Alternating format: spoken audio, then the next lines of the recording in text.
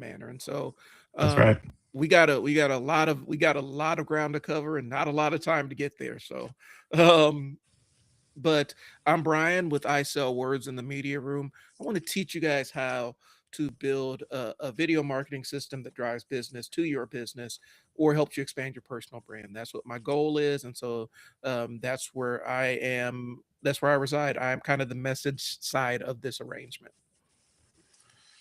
And I am Brian Gesser. I am the machine side of that. What we mean by the machine is the systematized processes that we use and develop in order to make things run smoothly. You know, they talk about having a well-oiled machine in your business, and that's the machine I help build.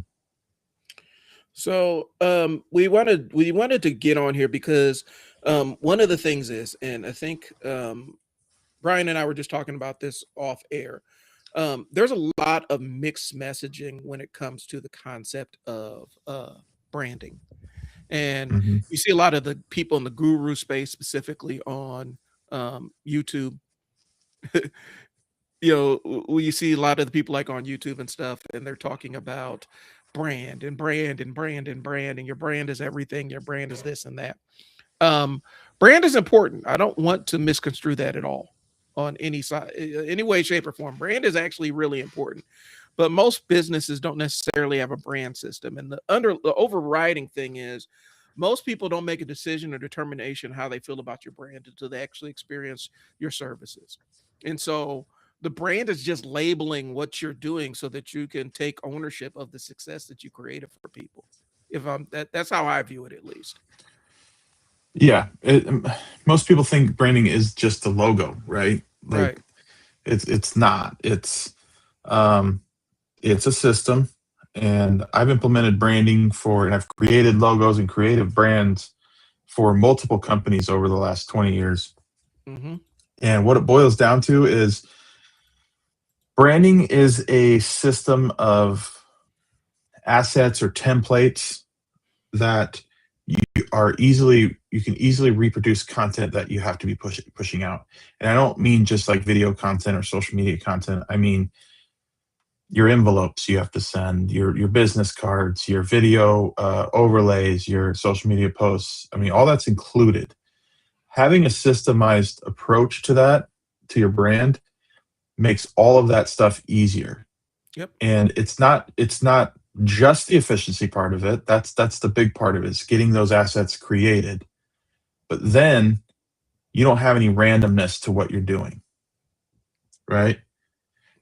It's not just it's not just content. It's also how you speak. You know, your personality. That's also part of your brand, right? Yep. So there's many aspects to this we want to kind of go across. I think we're gonna really focus on those templated things. Yep. And Um, we're gonna give a little bit of explanation about what the like because we'll talk about marketing assets and we're going to define exactly what those are and how they help you with managing your brand. But first, we got to shout out the chat. Hey Matt, how's it going? Thanks Joshua for jumping in. Stay tuned. Hopefully, you guys get something out of this. yeah, thanks for joining us. So basically, Brian and I want to explain to you how to put together a kind of a brand toolkit, right? Hmm. Right. That's what we're trying to do. So a brand toolkit is a collection of assets and rules that kind of keep your business visually and verbally consistent. We're not talking about, hey, Katie, Yep. we're not talking about giant agency brand books and fluffy corporate nonsense, right? We're not doing any of that. Like I've been through some of those. I had a client that I took on. Um, I can say it at this point. It was many years ago. I live in Nebraska here, so it was UNMC, and I had to take, as a marketer, I had to take a brand course with UNMC in order to study on what I could and could not do with their brand. And it was a whole course. It was a 4-hour course I had to take for a client. Yeah. We're not talking about that. You're right. We're talking about practical assets, organized files, consistency, speed to implementation, and being, professional with what you present to customers and clients. Yep. And it's for a lot of the big corporations, the big boys, they spend hundreds of thousands of dollars. If they want to rebrand, they spend hundreds of thousands of dollars in logo creation, making sure the colors are match up and all the other stuff. Um, and there's a reason why they do it, but that's not what we're talking about, guys. And so we're just talking about basically clearly defining who your business is and Yeah. making it so it's easy to identify at one or two glances. Okay. And the process we're talking about is, and the way I've kind of put it together, is a marketing toolkit where you design these assets that you can use over and over and over again. You can use the same social media posts, you can use the same emails, you can use the same landing pages on your website. You just got to keep updating them, but you have to construct them. You have to put some thought into beginning at the beginning of it, of um how we're going to format this thing. And so that's kind of what we're talking about today too. And then also, like, we're going to talk a little bit about, like, I think at some point we're going to put together like how to build a social post for your brand. Yep. And it's not, this one's not even visual. This is kind of a structure on how we would structure a post for somebody. But then even that structure, having a hook and a problem and a solution and stuff like that, that is a brand asset. That's something you use every single time that you put a post out there. Yep. Right. So you consider that a brand asset as well, even though there's nothing to do with a visual logo or anything like that. That would be called brand voice, right? Yep. It's the voice that you're presenting out to the public. So we'll go over that as well. So, All right. you just want to jump into it? Yeah, let's go ahead and we'll start with what branding assets actually are, because we kind of teased it a little bit, talked about why they matter and stuff like that. So when we're talking about your brand assets, um, like I have an entire spreadsheet of various social media posts that were super successful for me that I just saved. And I didn't know necessarily, this is my early days, I didn't know necessarily why I saved them, but I saved them. And I found that having those on hand, um, the way we call it is what is it? Uh, uh Lee, swipe file. Yes, Basically, swipe file. marketers use swipe files, and what a swipe file is where you compile either your own marketing assets or ones that you saw that were really really good, that you saw were super effective, and you compile them somewhere so that you can easily reference them in case you want to build something out of them. You know, you could say, "Hey, last year we had this promotion and this post did really really well. Let me roll it out for this year and see if I need to tweak anything so I can do it again." And so that's kind of what assets are. They're simple things that you construct to save yourself time. And you've tested them, they've had success, and you're not reinventing the wheel every single time. Um, you can get addicted to inventing the wheel, and it keeps you from having to do that. Um, Plus, it adds, if you nail your marketing voice, because Brian mentioned the marketing voice, if you nail your marketing voice in that piece of creative that you create, you don't have to worry about something being off brand for you. You Yeah. know, a lot of times when we're creating stuff, you may be in a different headspace. You may be going through something emotionally, and that can alter your brand voice. Um, Say you hit a slow sales cycle on something, and you decide to put a piece of creative out there. Your creative can reek of desperation, and you can be turning people off. So you go back to the branding asset that worked and use that, and it's dispassionate. It doesn't have that layer of desperation to it, and it's effective. So that's why we create these things, and that's why we save them. Yeah, to give an example of what Brian's talking about there for like the desperation stuff, I can't stand posts that restaurants put out that are like, uh, you know, dead again. They show Yeah. a picture of an empty dining room, and it's real this desperation and depression post about how, you know, we're working hard and nobody's showing up. We really need your support and blah blah blah. Something else is wrong in your business. I understand people have slow nights, and that's just is what it is, part of that biz. But like, those posts reek of desperation, and it's off-putting to a lot of people. Um, Real quick. So Katie, I'll answer this real quick, but I want to follow up on Brian's point because that's a good point. in that situation, you are actually conditioning your audience to seek out those slow nights. It's Mhm. ABC's principles of behavior, right? By continuing to um, reward them for staying away from your business, you could condition them to only come when you have slow nights. And it doesn't necessarily help your business move forward. It just digs you out of a hole and you never get Right. ahead. So, Katie, how often do I reuse marketing social media posts? So, with my basketball, like with the Coach Mo Athletics, with the basketball training business, right? Um, Pretty much every season, like we're going to be having tryouts for teams and things along those lines. And so it's not necessarily reusing, it's reusing the format of the same post, but changing the words to make it align with the time frames and things along those lines. And so I reuse them as much as I need to. I can reuse the same post, the same template of a post in 10 different posts. Yeah, that's the clarity I wanted to give her there. Is that I think what she's getting at when I mentioned that earlier was I'm not reusing the exact post. I'm reusing the format of the successful post. Yep. Now there are times where a throwback Thursday where you'll reuse a post, you know, that you the whole entire thing that you actually posted. Um, I do I do think that's okay to reuse the exact post. I wouldn't.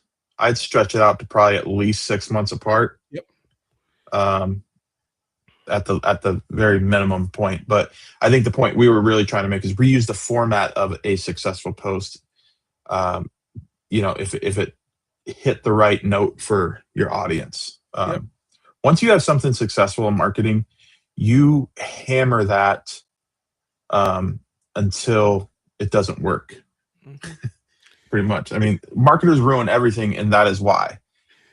Because we find something that works and it gets hammered. That's why you can have something come around and then like right now you'll see everybody using these menu and these kind of cartoonish looking visual posts that they're getting from AI.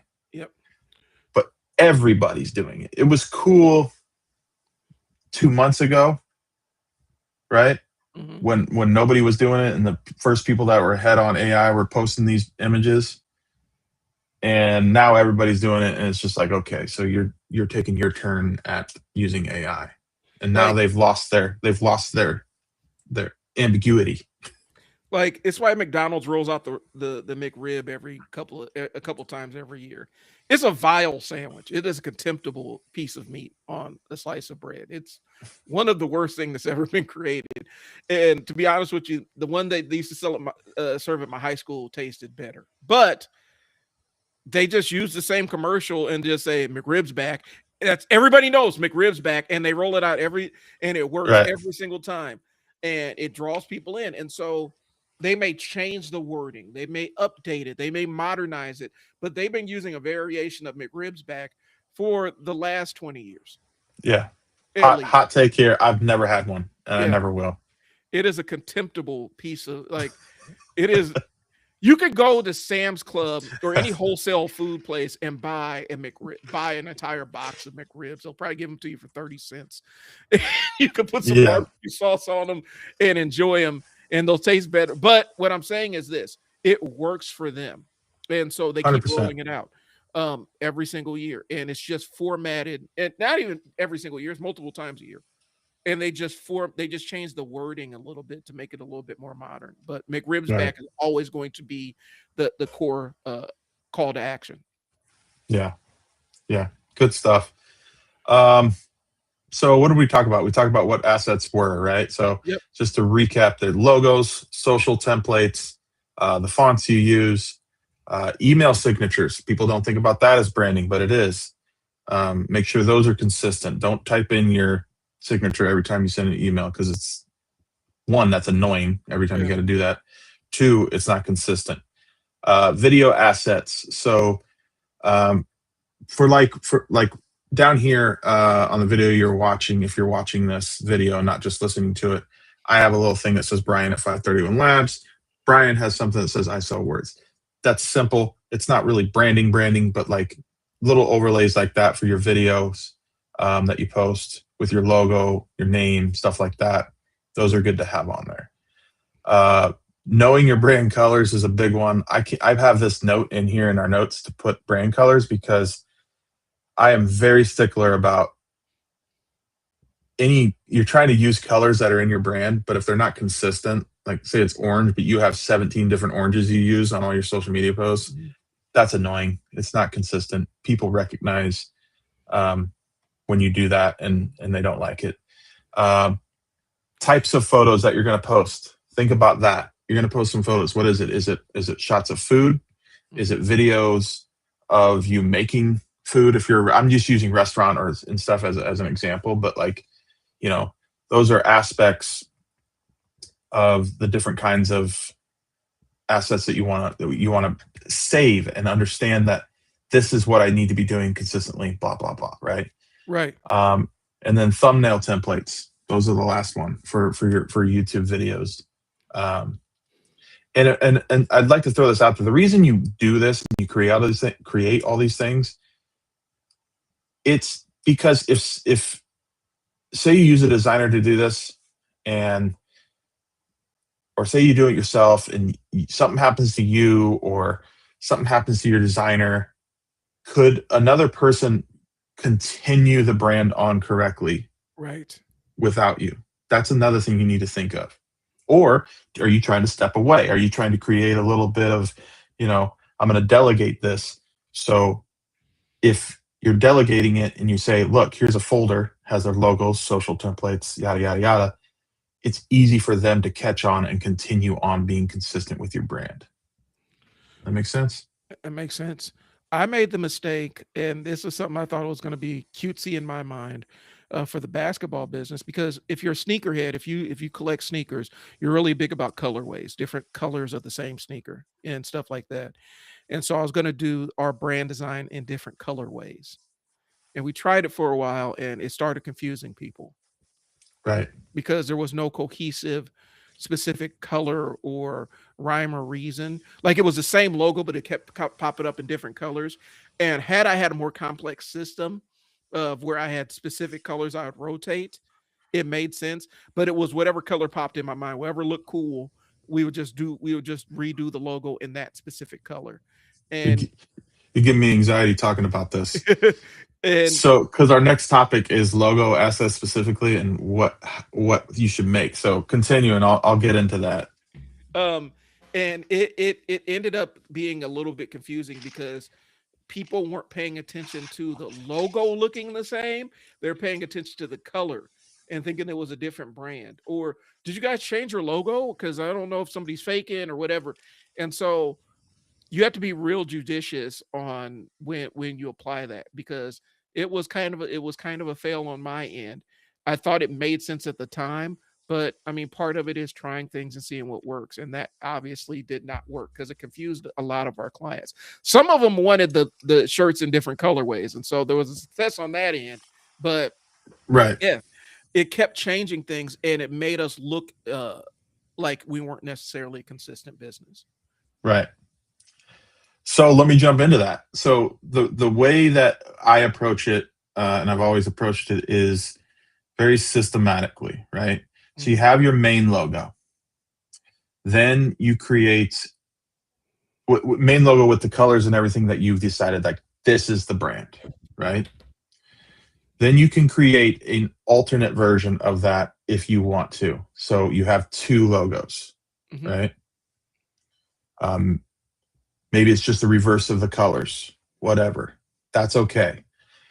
You then need to create a icon or a logo mark, which is usually like I should have examples ready, but so I have my 531 Labs logo, and I also have a circle icon with just the 531 in it. That's my logo mark, right? So I use that for circles, for social profile circle photos, stuff like that. You want to create a horizontal version and a vertical version, a stacked version, they call it. That's so it can fit on certain swag, certain whatever that you want to build. And then these might be the more important ones. You create a black version and a white version. So you're going to run into black and white print on traditional media that they're going to be like, well, we need you to give us a black and white version of your logo to see what works best for whatever. So having a black version of the logo solid and a white solid version is key. Please, transparent backgrounds. Use PNG files. Oh God, yes. Don't send a designer a JPEG. They will be very angry with you. Explain Those why. are because when you send somebody a logo and it's a JPEG, it's going to be, and say it's 500 by 500. It's a square logo. Your logo is going to fit inside of that, right? Inside of the 500 by 500, and it's going to be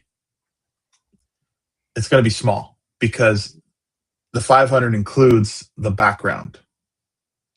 Does that make sense? It's hard to explain without visually showing it. I should have that ready, but it's going to look, for the designer when they're playing around with it, it's going to look really low quality, and they're not going to be able to get the best image. They're not going to be able to get the best version of your logo if you send and it it's going to too be small of file. extremely small. It's going to be 2 to 3 times smaller than everybody else's that is transparent. Yep.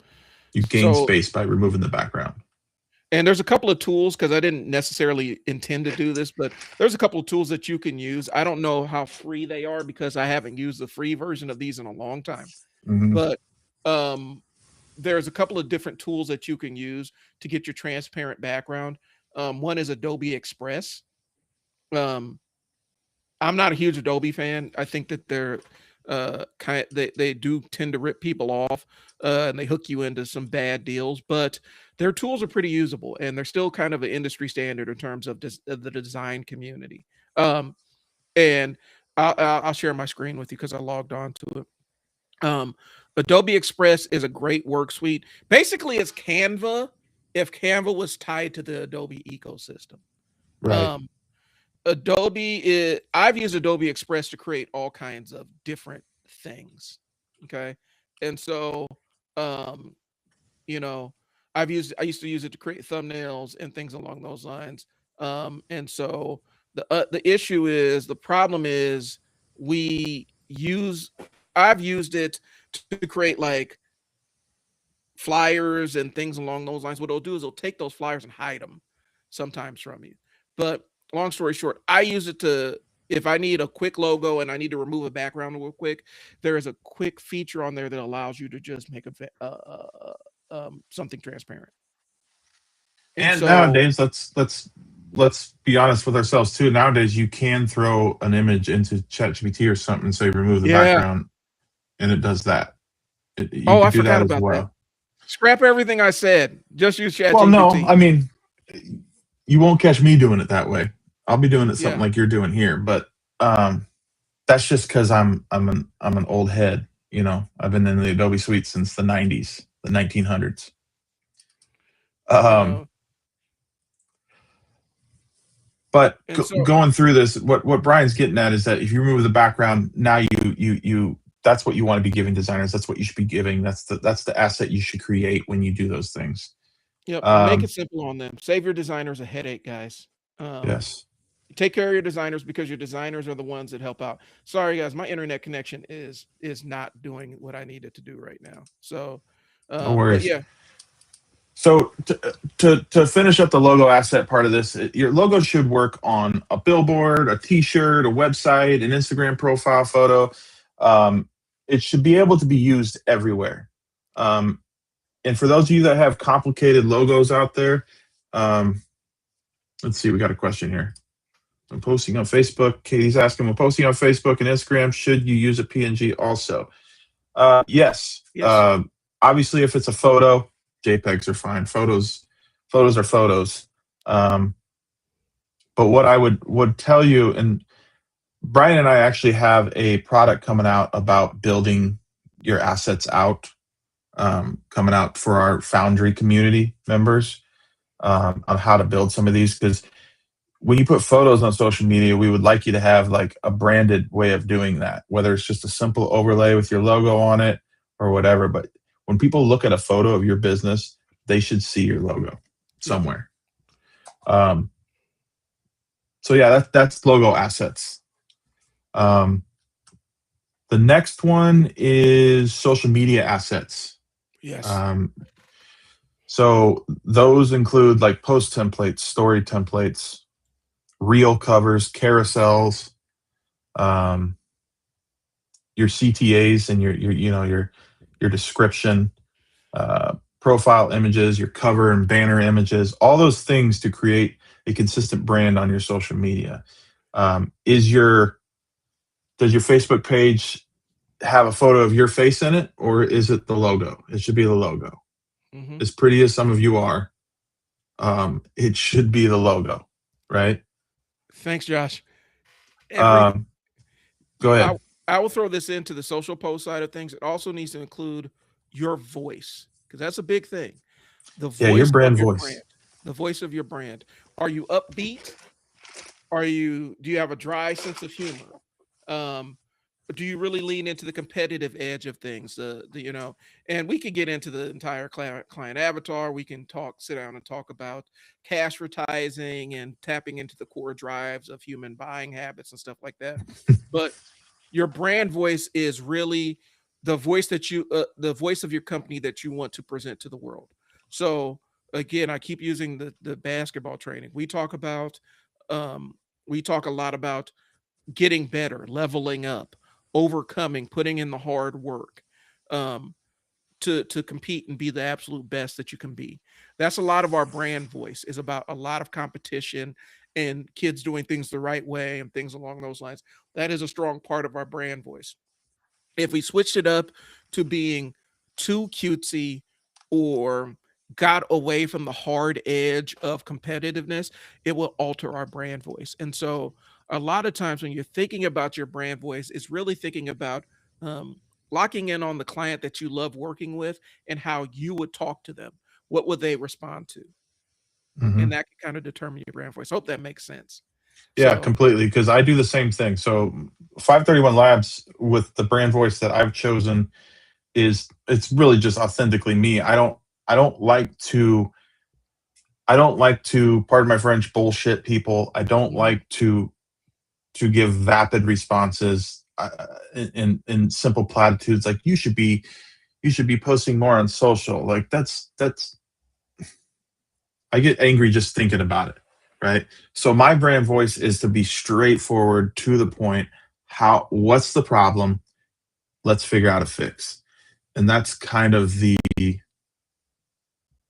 cut and dry kind of attitude that I kind of put out there when I put out there. I don't like to do cutesy stuff because when I'm trying to help somebody in business, it's it really boils down to you making money, having more customers, getting more time for yourself, for your life, employing people, all the good aspects of business and what it brings to the world, right? mhm, Not to get too woo woo here, but like the job is to make money. right. So I want to get down to those brass tacks and we can talk about the cool stuff, how do you want your brand voice to be, those types of things, but I keep my brand voice very specific and consistent with what like Brian said with what how I treat clients in person.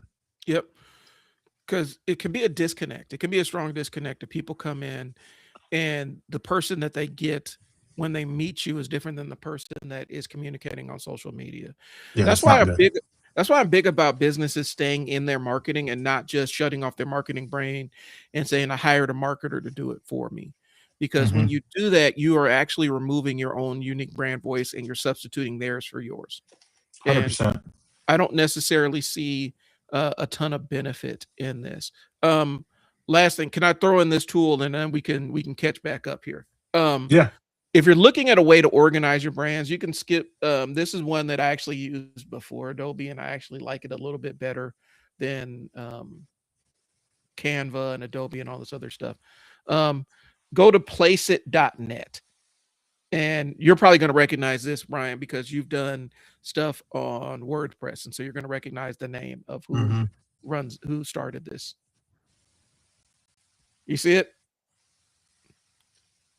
Place it by Yes. Envato. Okay. Oh yeah. Envato does a lot of templates for WordPress and stuff like that, and they've created a really, really, really robust system where you can whip up logos, mock-ups for T-shirts, um, intro videos for podcasts or Hmm. YouTube channels, all of that stuff, and you can build it you can build it of your own and use their own assets. I've designed T-shirts with this. I've done so much with this. Um, and it's really a easy platform. I was paying like $99 a month for it, or $99 a year, I should say, for it, and it's given me so much in terms of Right. different things I can create. Um, it's a great tool if you want to get started and you don't want to pay a whole lot of money for this stuff, but you want to get your brand out there and have some kind of consistent logo and things along those lines. Place It by Envato makes it super, super easy. I've designed business cards on this. Again, thumbnails for podcasts and things along those lines. Really, really high quality stuff. And it doesn't cost you a heck of a lot. And plus, if you design it, you can keep repeating it and keep that brand consistency going and the asset consistency going. So that's all I got on that one. Yeah. So to bring it back, and the main point here is that we create all these assets to make it so, like, because most businesses are creating content from scratch every single time. Yeah. And that is, I'm going to be frank here, that's stupid and exhausting sounding to me. Do not create out of, like, don't create from scratch every time. I understand you have to start somewhere, so post, but make it easier on yourself. Make it easier to post these things. Understand what you're going to post. Like, I haven't done this type of post in a while.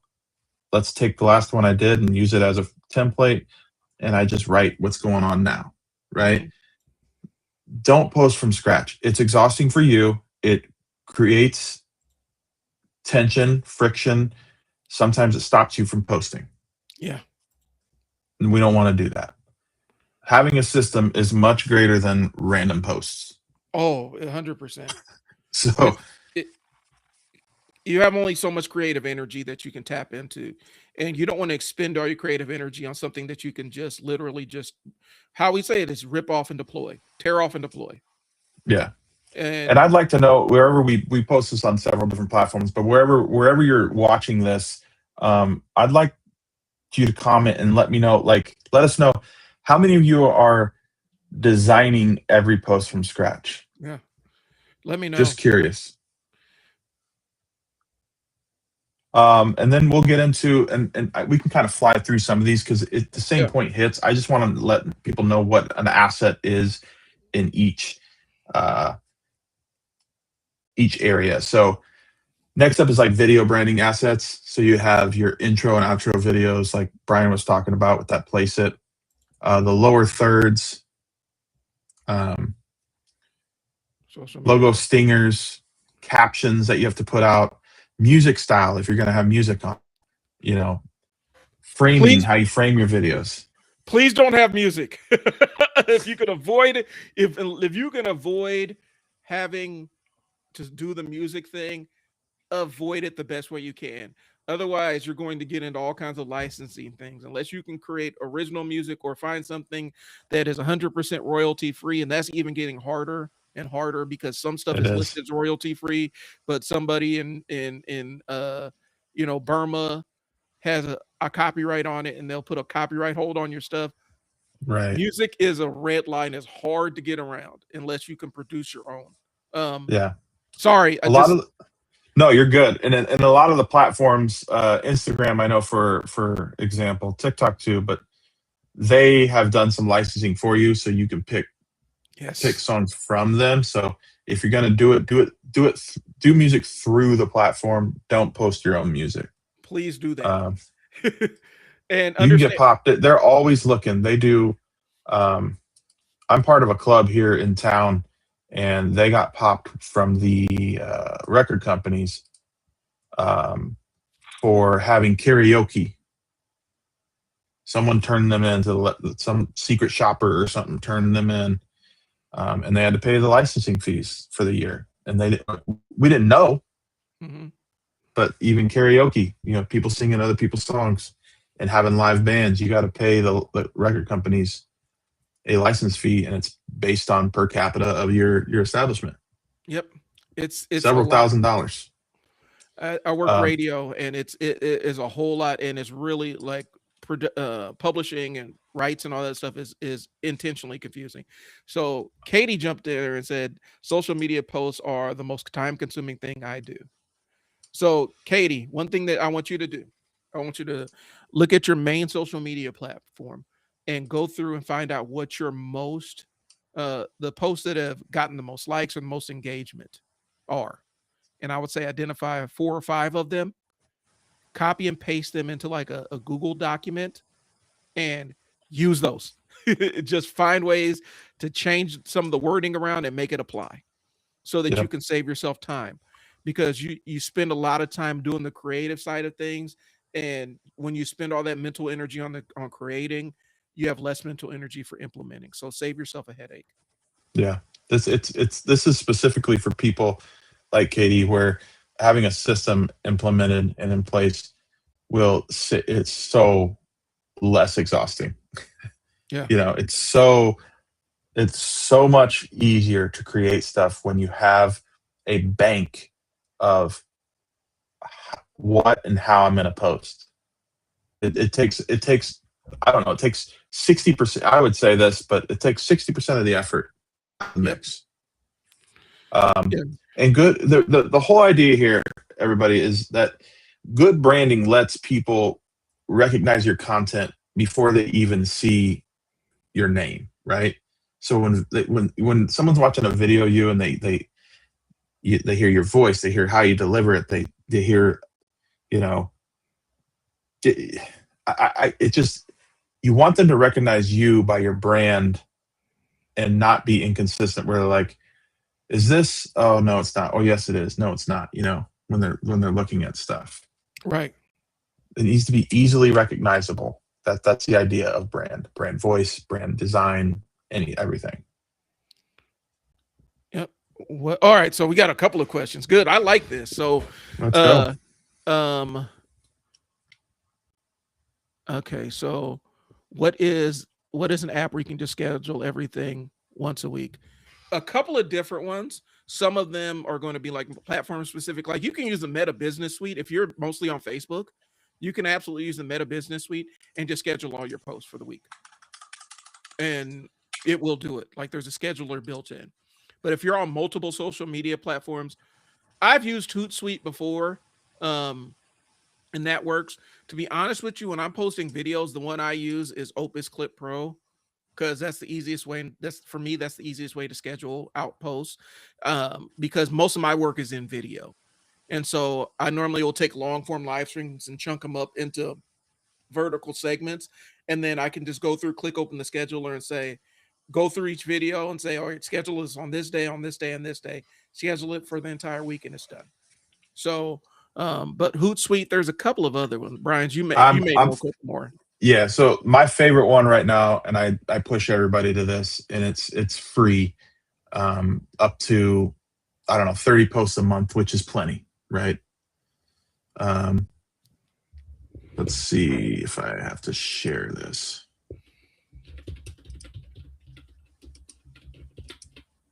Oh, I don't have the ability to share. That's right. That wouldn't work today. Okay, so I'm just going to tell everybody. Metricool.com is the social platform I use. It's metricool.com.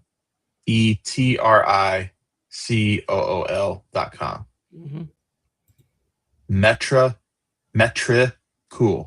metricool.com. Copy and paste it in the chat, because then we could share it on the chat.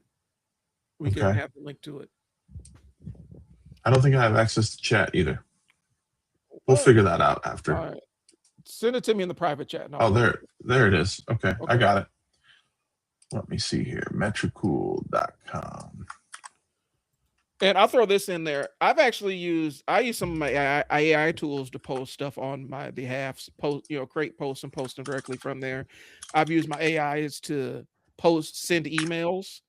Like they're getting to the point where it can generate and send emails for you if you Yeah. connect your Gmail account to it. and so it's pretty robust. I'll put it on the screen.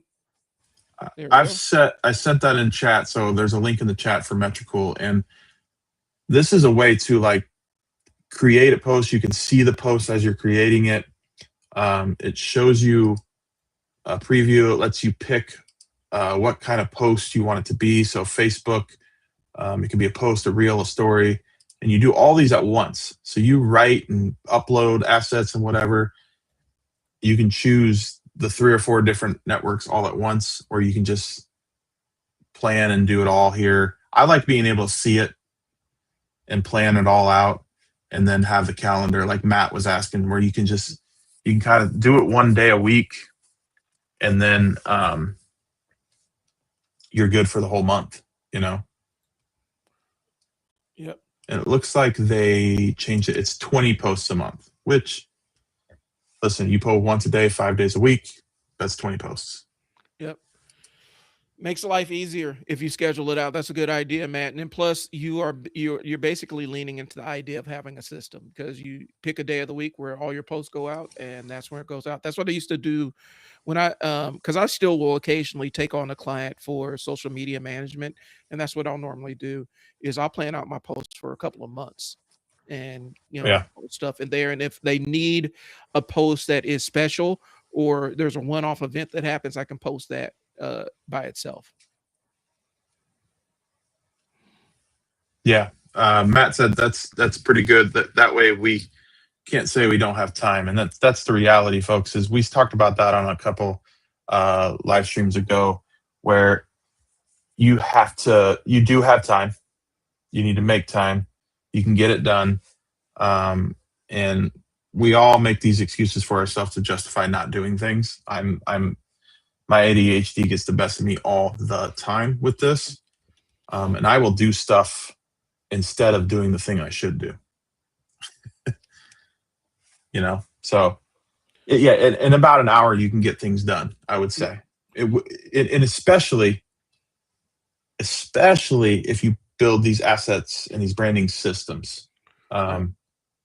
That's just the reality. It's here to help you. It's not here to make more work for you.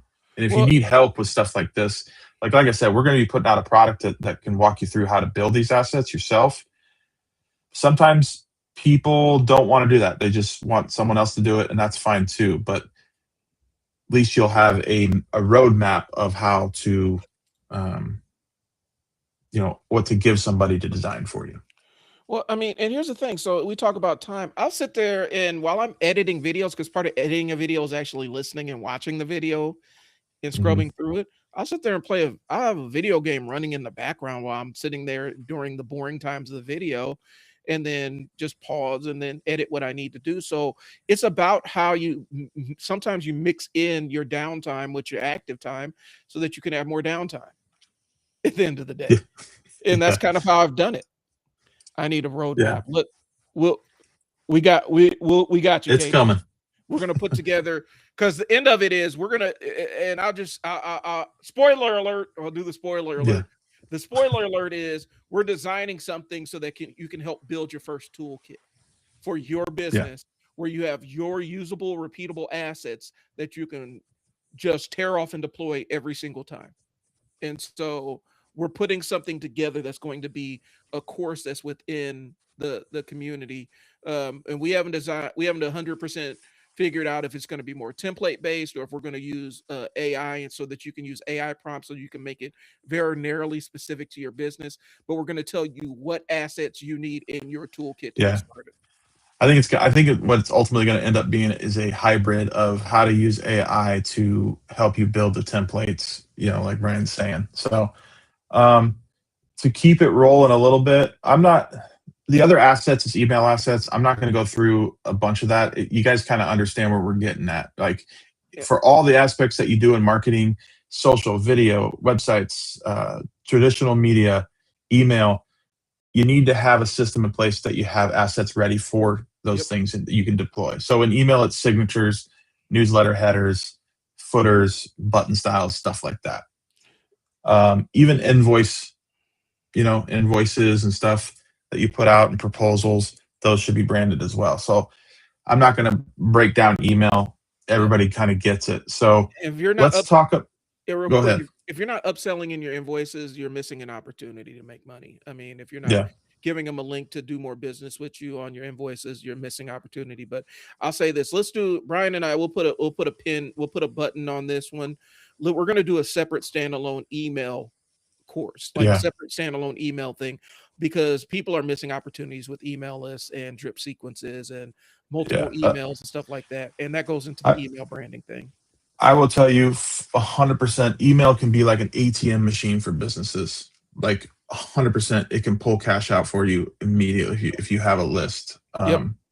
But I will, like Brian said, we'll put a pin in that. We'll talk about that on a different day.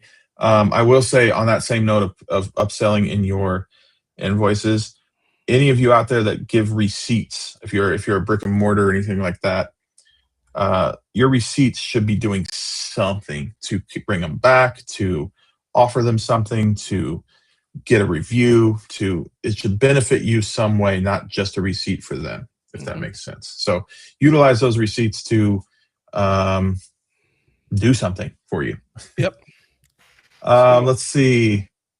Where are we at? Because where are we at on this? Because you're the time master here on this one. I can get Best use cases. So I'm just going to go through real quick. I'm going to go industry, right? This is a rapid fire. I like these parts of our live streams. It's a rapid fire. I'm going to give you best use cases and real world application for branding and assets. I'll give you an industry, and then I'll give you 3 or 4 assets.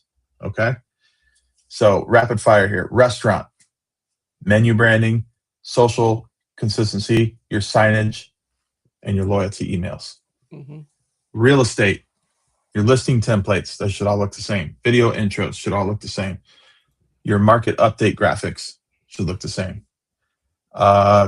Contractor, truck details, decals, estimate templates, before and after branding, and your uniforms. Yes, uniforms are huge. Podcast, your thumbnails need to be consistent. Intro assets, the quote graphics, the sponsor graphics, all that stuff needs to be consistent. Local small businesses, Facebook covers, those should be consistent. Event flyers, anything you got going on should be consistently branded. Your social proof graphics, those should be consistent. So the key point here is branding isn't decoration. It's about reducing friction and increasing trust with people that see your content. Right? Right. It's the name tag you wear at the business mixer that tells who you are. You assume that everybody that every time they're viewing your content, it's the first time they've ever seen you. They don't know who you are. And so you're wearing your "Hi, my name is" thing. Right. So that people can identify you. 100%. So let's just, I'm going to put some questions out there that people can comment with, if that's all right. And then I don't know how much time we have. I'd like to get into building a Facebook post or something, coming up with some sort of idea and build one. Like, yep, we could do that verbally. So here. Let's get the questions out there, and then we can jump right into that, and then we can wrap things up.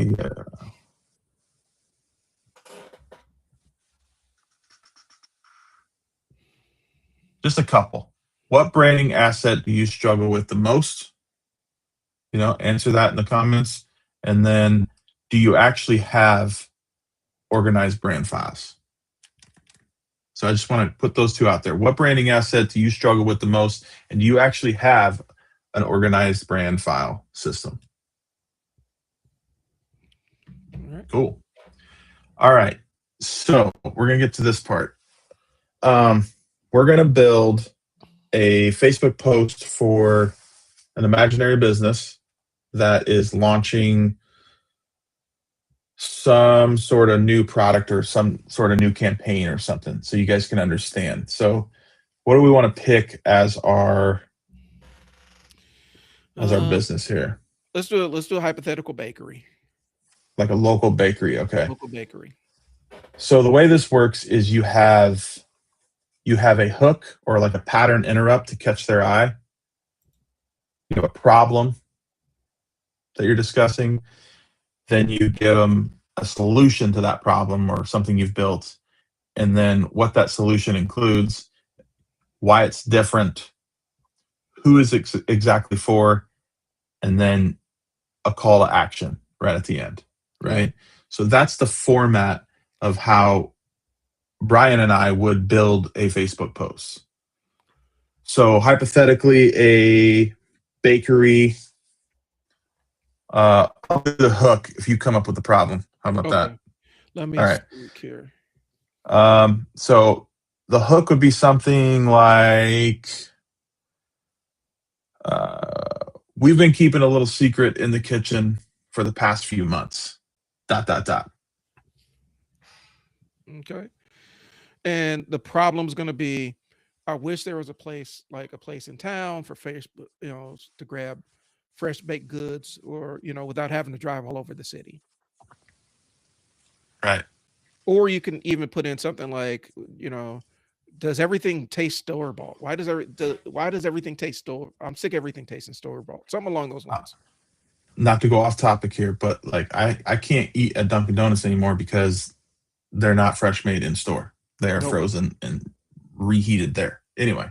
Me and my daughter have the biggest disagreement about Dunkin' Donuts. Like, why don't you want Krispy Kreme? I don't like it. At least Krispy Kreme, you can see them make your donut. There are other local places where we can go where they'll make them fresh. You want frozen donuts, and I don't like it. Yeah. Okay, so we've been keeping a little secret in the kitchen for the past few months.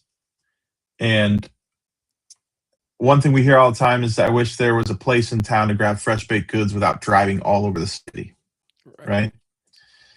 So starting next week, we're officially launching our weekend bakery menu here at Small Town Bakery in Middle America, Nebraska.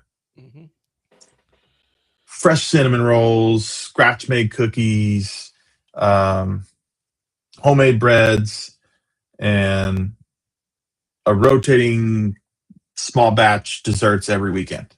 Yep. Right? So that's the solution. I just gave you the solution. So what Brian will do is kind of break down what the solution includes. So what you can expect is going to be something like fresh baked goods, fresh baked pastries every Friday and Saturday. We're going to have a seasonal menu where we rotate in different seasonal flavors, homemade sourdough loaves, take home dessert boxes or catered dessert boxes for gatherings and stuff, fresh coffee available daily. We're partnering with a local roaster, and holiday items that are going to be exclusive around holiday times. And we can do small batches items that will change weekly. So you're basically telling them all the other things that come along with it. Right. And now you have to explain to them why that's different than the other place in town, right? So you're just reiterating that everything's made in store, small batches, by hand. It's fresh, right here in town, made in the back of the kitchen. No frozen truck desserts, no mass-produced bakery items, just fresh baked goods, made the way grandma made them, right? Yep. And then you have to tell them who it's for.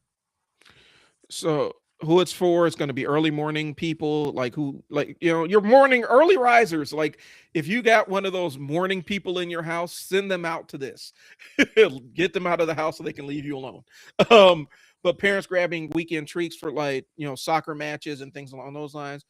People bring in desserts to family dinners so that you can amaze them with the family dessert. With the dessert and pretend like you cooked it yourself. Or anyone who misses hometown bakeries, that's really who it's for. So basically you're identifying your market for it. And the thing I would go with, the reason why you want to include why it's different is that removes a lot of the pricing conversation immediately. Yeah. Why does this cost more? Because our stuff isn't frozen, it's scratch made. Yeah.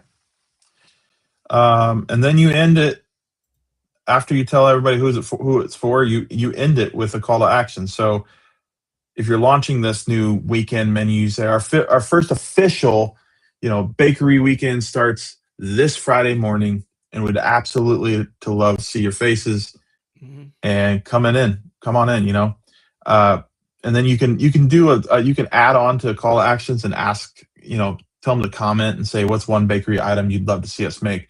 That's twofold. That's one, it gets you content, it gets you engagement, and then it also gives you a little bit of inside data where it's like, maybe we should start making that. There's a bunch of people asking for, French crullers. Yep. I say French crullers because nobody has those anymore, and it's my favorite donut. So except one place in town. I will throw this in here. If you skip any other part of this, the piece you need to include is your call to action. You got to tell them what to do. You got to tell them what to do. That is the most important thing.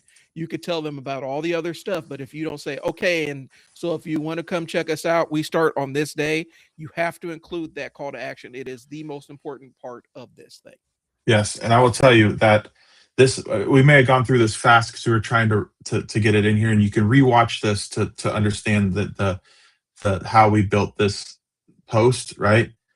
But I will tell you, marketing and copywriting and putting posts out and stuff can be broken down by the great Dan Kennedy and some of his cohorts of to 3 steps. This always works. It works across any platform, anything you're doing, magazine, videos.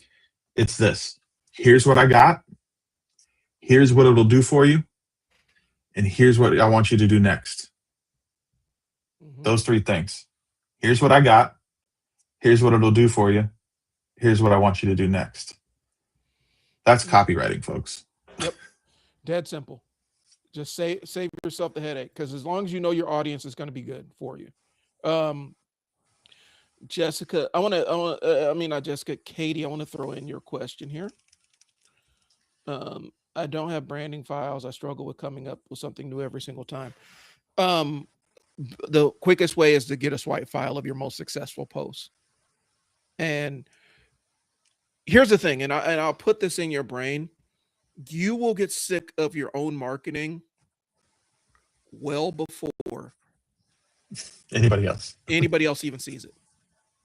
That is an absolute truth in life.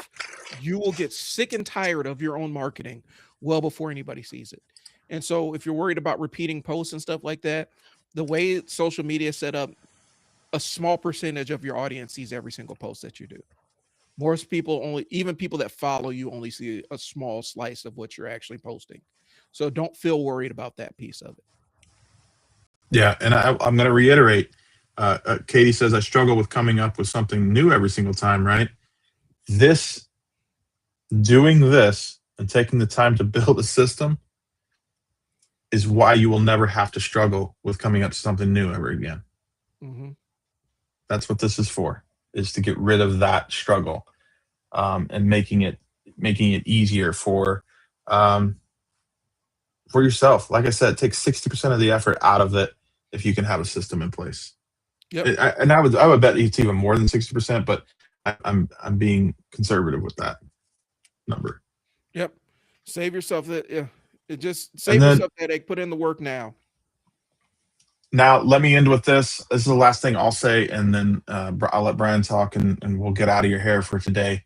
But random businesses create random marketing. Recognizable businesses build systems. I'm going to leave you with that quote for the week. That sounds good to me. I think that's the perfect point to end on. Like, I don't have anything else to add on to it. Random random acts of marketing are not good, and yeah, we'll just end with that.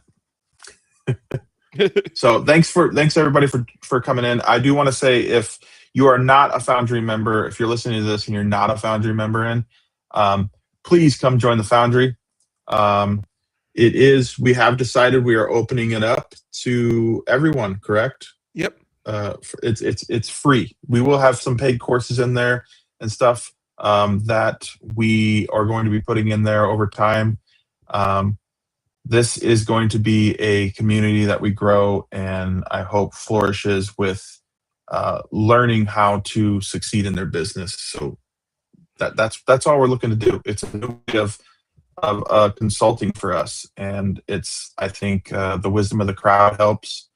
And we got some unique businesses in there too that I'm excited to see grow and do stuff. Yep. And if you're in it, please share it. Let other people know about what we're trying to do here. Like, we're trying to demystify a lot of this marketing stuff for you guys so that you are in a better position when you need to hire an expert. You can hire an expert and supervise them appropriately, or you can just do stuff yourself. So if if you know anybody, I can drop the link to the Foundry so you can invite people to it.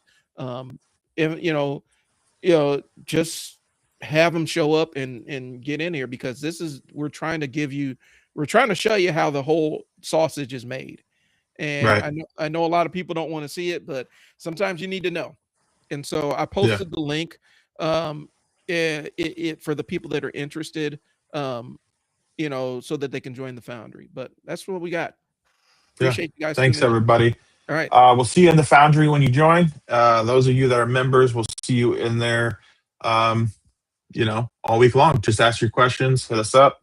Do what you got to do. Everybody have a very rested, successful week. Yep. And we'll see you guys next week. Yep. See ya. Peace. Peace.